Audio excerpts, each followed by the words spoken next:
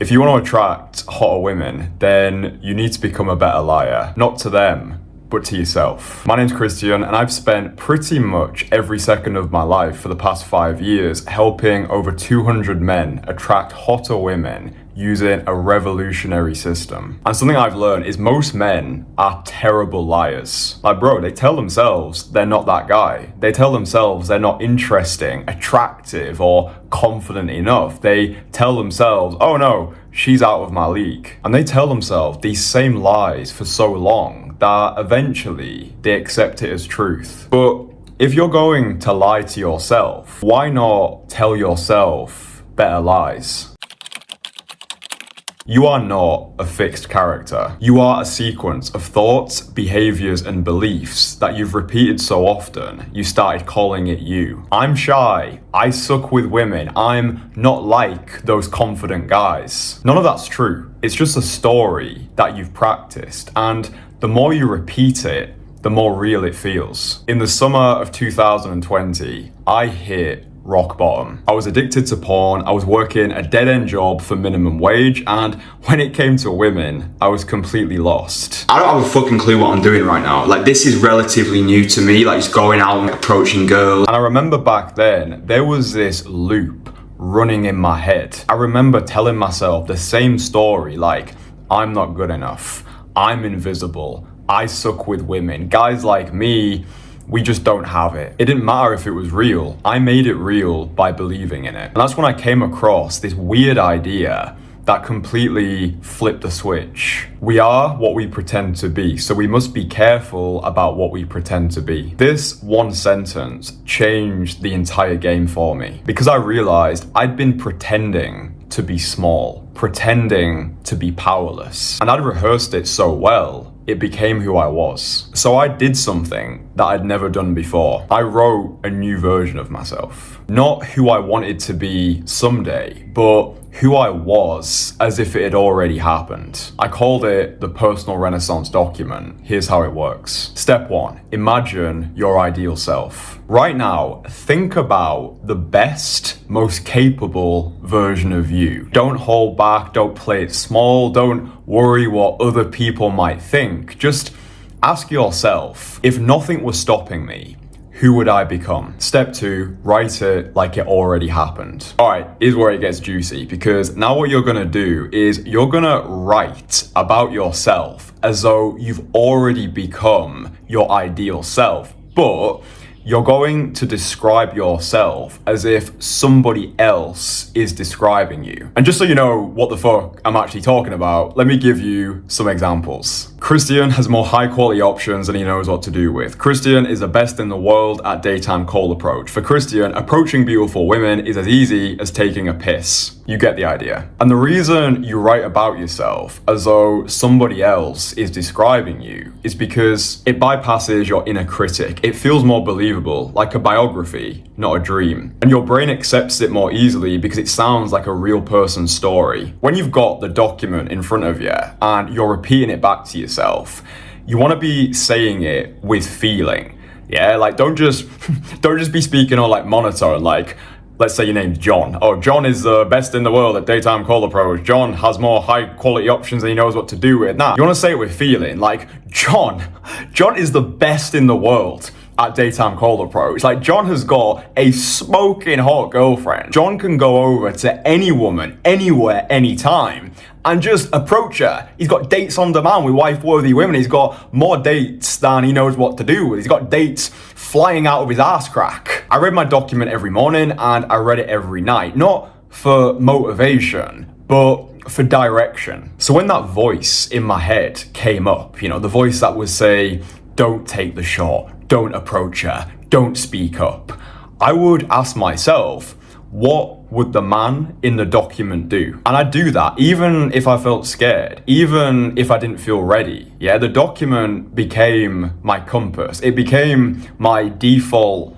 operating system. And this is how I started attracting hotter women, by lying to myself. It was through this process of meeting my ideal self, making my actions align with my ambitions, and just having delusional optimism that with enough reps, with enough action, that I could become this version of myself. Because dude, if you know you're worth more than you are right now, if you feel this pull towards something greater, if you've got all of this potential inside of you and it pisses you off to know that it's going to waste, it pisses you off to know that you could get to the end of your life and die with your music still inside of you, you're not broken, you just lack direction. And this is what the Personal Renaissance document gives you. It gives you clear direction. It is your North Star, who it is you're becoming.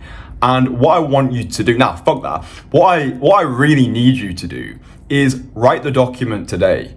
Yeah, don't do what most guys do and put it off for another day. Oh, I'll do it tomorrow. Just set aside 20 minutes, write down the document, write down who your ideal self actually is, and then remind yourself of who you're becoming. Every single day, read it. Every single night before you go to bed. We need to be reminded more than we need to be taught, and that's what this document is. It's a reminder about who you're becoming. Now here's the part that most people miss. Your document is your compass, but you're still the one who has to move. You can sit around on your ass and write all of the flattering traits that you want. You can convince yourself you're doing something, but unless you act on these words, then it's just like wanking in the wind. So, really practical. The next time you're outside and you see a beautiful woman waltz past you, ask yourself, what would the man in the document do? And then do that thing. Because he's probably gonna walk over there, big set of balls, give her a hard-hitting compliment, and be completely detached from outcome. Yeah, the man in your document, he's probably abundant, right? Abundance is not always having, it's knowing you can have. If this girl doesn't want to date him, no problem. There's going to be hundreds more out there. And that's how we want to operate. We want to act as if we already are the most abundant, carefree, non-needy version of ourselves. Imagine that you've got 10 beautiful women in your phone right now who are desperate to go on a date with you. That's how we want to operate. Right, we want to operate as if, as Neville Goddard would say, assume the state of the wish already fulfilled. Because every action is an investment into your future identity. Every small move that you make in alignment with this document tightens the gap between who you are and who you're becoming. And eventually, you won't need to pretend anymore. You'll be the man that you wrote about, and attracting hotter women will feel as effortless as drinking water, because it's no longer something you do, it's something you are. But by the way, if you are struggling, right, if you are struggling when it comes to actually approaching these women, that's okay, because 5 years ago, I struggled as well. That's why at the end of this video, I will share my revolutionary cold approaching system, which has already allowed over 200 men to hack the dating game and get dates on demand with wife-worthy women. Fucking hell, that was a long sentence. Now, maybe you've listened to the first part of this video and your mind is fighting hard against you right now. Maybe it's screaming at you, this is delusional, this is bullshit, this is never gonna work for someone like me. That resistance is normal. Yeah, I had it as well when I was in my grotty apartment in central Leeds. But what I came to realize is that voice in our head that tells us, oh, you're not good enough, you're not worthy, you are never gonna be able to achieve the things that you set your mind to.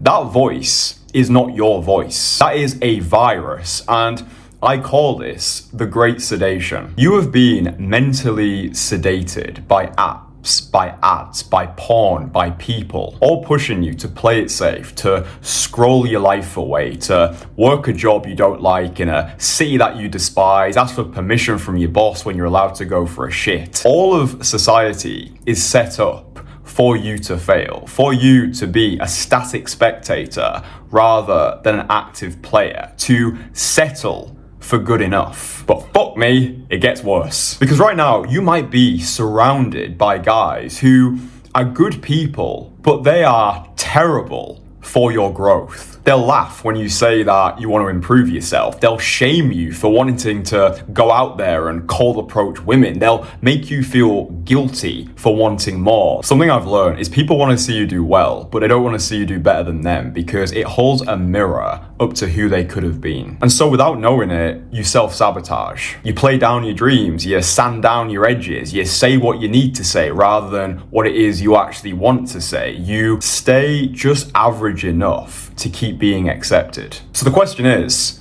what the fuck do you do? Easy.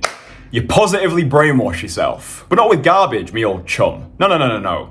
With content that expands you. Because if you don't have radically ambitious Renaissance men in your life right now, men who are pushing to an elite level, men who think the same way as you, if you don't have these guys in your life, that's okay, because I didn't have anybody in my life 5 years ago. But the internet is your portal. Forget about you're the average of the 5 people you spend the most time with. That's complete bullshit. What I found to be true is you are the average of the 5 people who you compare yourself to. And with the internet, you can choose your comparisons daily. This is what I call becoming a connoisseur of content, consciously curating your circle so you are being positively brainwashed on a daily basis. So here's how you positively brainwash yourself. 1. Audit your feed. Right now, go through your social media and unfollow anyone that makes you feel numb, distracted, or like a victim. 2. Curate a content circle. Pick 3 to 5 creators who reflect the man you want to become and devour as much of their content as possible. 3. Loop the right inputs. Don't just watch content once. Watch content which resonates with you on repeat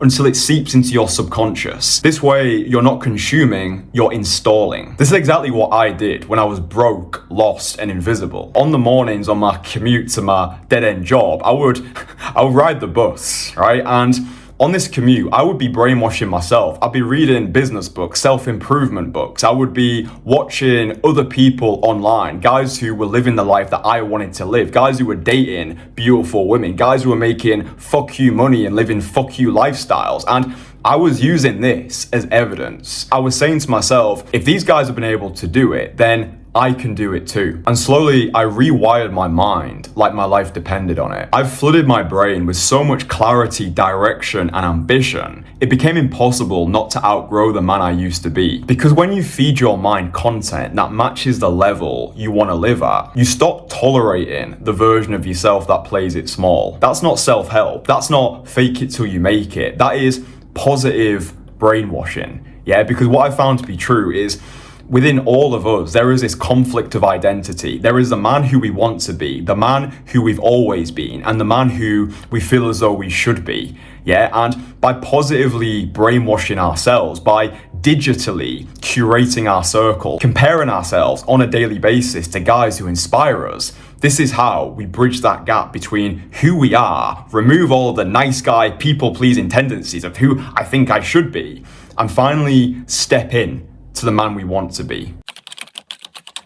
Even with everything that I've just shared, you'll still have moments when you doubt yourself. Yeah, and that's okay. Yeah, you'll have these moments where you approach a girl and the approach doesn't go well. Maybe you run out of things to say. Maybe that voice comes back and is telling you, screaming, oh, you're not good enough. Who do you think you are? Stay in your lane. Maybe you approach and get rejected and it makes you doubt yourself. And it reminds you of your childhood where you weren't given the love and support from the feminine figure that you needed.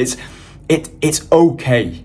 Yeah, I've been through this whole thing. Yeah, I started off in the absolute mud, rock bottom. Yeah, fucking porn addict, erectile dysfunction. And when I started to improve myself and connect with that higher version, I was crippled by doubt. Yeah, the doubt came in, the voice would scream at me. I would start posting videos on YouTube of me approaching women. I'd get comments from guys being like, you're ugly, you look physically disadvantaged, you're a 4 out of 10 at best. That doubt is normal. This phase is not about perfection. It's about proof. Because every time you take action, despite the resistance, and this is probably the most important part of the video, so please listen. Every time you take that action, no matter how messy and uncomfortable it is, you are saying to the universe, this is what I believe I deserve. And this is why, if you want hotter women, you want to be approaching hotter women as often as possible. Not because you're trying to sleep with every single one of them, but every time you approach a woman who scares the living shit out of 99% of guys, the message you're conveying to the universe is, this is how I see myself. This is my standard. This is what I believe I deserve. And what I've learned in life is we don't necessarily get what we want. We don't even get what we deserve. We get what we think we deserve. And belief doesn't come from journaling, affirmations, or fucking red light therapy. Belief is born from action. Belief comes from doing the same shit on repeat until your brain starts to accept it as fact. I remember doing my very first daytime cold approach. It was on the 4th of July 2020 in one of the shopping centres in Leeds. It's called the Merrion Centre. If you know, represent. I walked into the shopping mall and my heart was just thumping, dude. I started to sweat. I approached the girl, I gave her a compliment, my voice started to crack. She gave me this funny look. I think I said to her, you look really good, but I said it like a castrated hamster, like, you look really good. And she gave me a funny look and she was like, oh, thanks, I've got a boyfriend. She waltzed off into the distance and I remember walking away smiling. Not because the approach went well. The approach was objectively shit. But I walked away smiling because my actions aligned with my ambitions. I took the action of the man who I wrote about and I felt like him. Like, even if it was just for 5 seconds. And that's the game right there. Yeah, you don't win by getting the outcome. This is what I teach my clients. The rep is the reward. Yeah, it's not about the date, the phone number, the happy ending. It's the action that you take. Yeah, you win not by getting the outcome, but by taking the shot regardless of the outcome and aligning your actions with the ambitions of the man who you wrote about. I fucking hope that makes sense. But now, here is the brutal truth. This entire video is useless unless you actually act on the principles we've discussed. That's why I created a full breakdown of my revolutionary cold approaching system, which has already allowed over 200 guys to get dates on demand with wife-worthy women in just a couple of days. Simply click the video which has just appeared on screen and you can learn my entire revolutionary cold approaching system for free. It's free. It's a free training. You might as well watch it somewhere here now.